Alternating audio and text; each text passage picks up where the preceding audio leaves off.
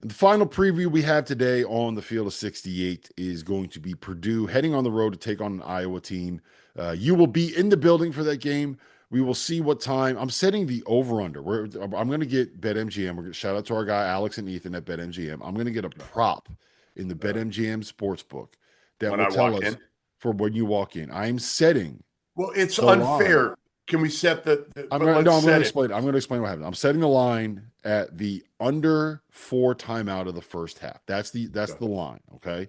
And the reason why I say this is you're doing a doubleheader. You got Kansas at Iowa State Yeah. at 1 o'clock And I in have instructions. I have instructions from you.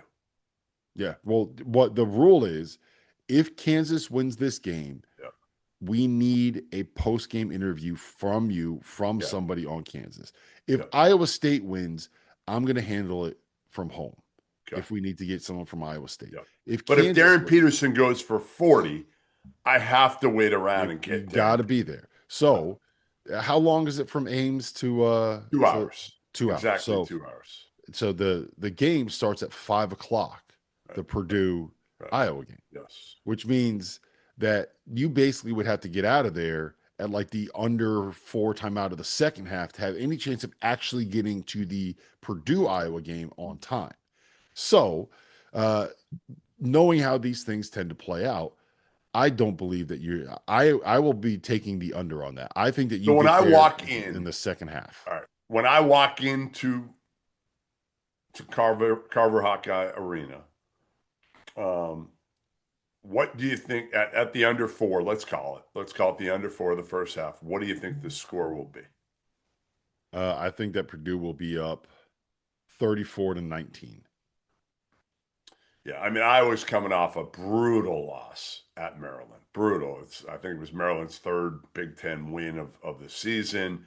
Bennett Sturts was awesome again. I mean, I feel like he's awesome every game. And what I've said all year still rings true for me is his supporting cast just isn't good enough. Brendan Hausen could not make a shot in that game. Could not make a three. He had plenty of chances, good looks. None of them fell. They were all like in and out. Um, Purdue has got to get this thing back on track.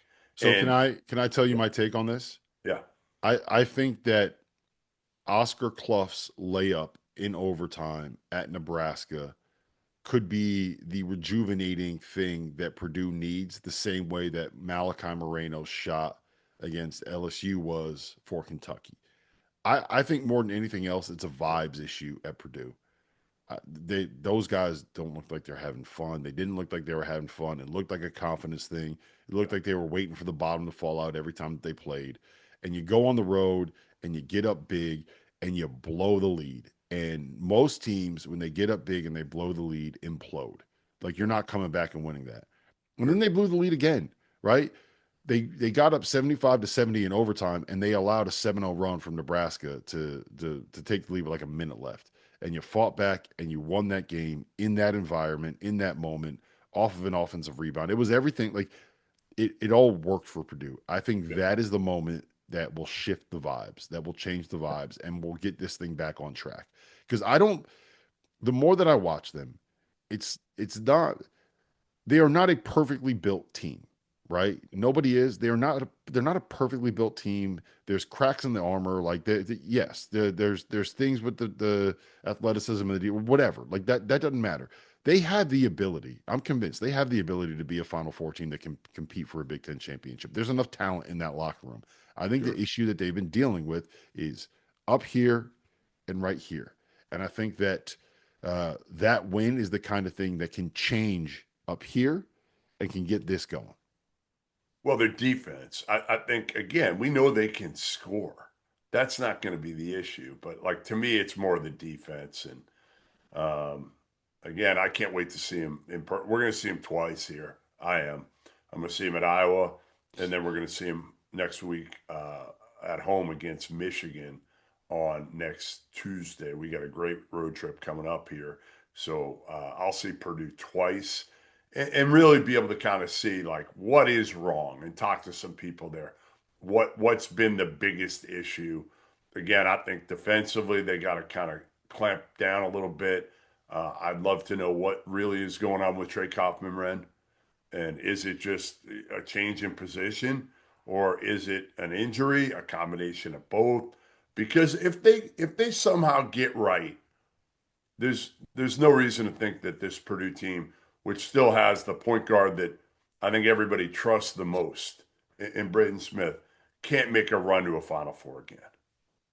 Especially because it's in Indianapolis. Like they are.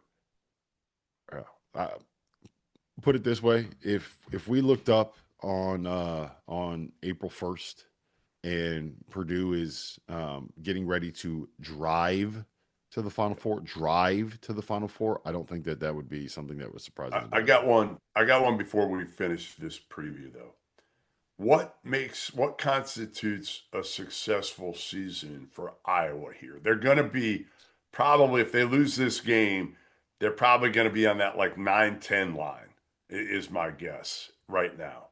Dance, And just getting there. If they dance, get there and lose in the first round, that's still a good success, right? yeah, dance, Fine.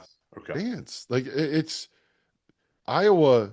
I was on the radio in Iowa on Tuesday, and they were like, "Well, what would happen?" I was like, "If you get to a Sweet 16, it's the greatest season in forever. Like, how long would that be since you've been in the Sweet 16? It's been 1999.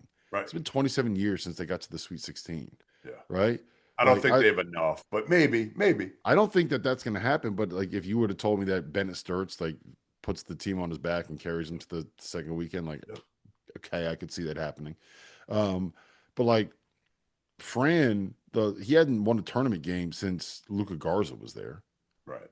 You And know, like he, he never got to the second weekend. yeah, That was the big knock. they've been to 7 tournaments since he was there in 2011. Like if you get to the tournament, Yep. that is a successful season in your first year as the head coach at Iowa. Like this isn't.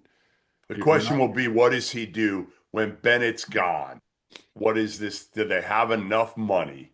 Right? Do Yeah, they have well, enough? no, here's what they need. Do they have enough money to hire a lawyer to file a lawsuit and say the Division 2 basketball is not Division 1 basketball? We need to have him for another year of eligibility. You That's know, what. you know who's paying also. The NBA will pay Bennett Sturts plenty of money next year. So I don't think that'll matter. I don't I, think that'll matter. I you think never Bennett you never Sturts. know.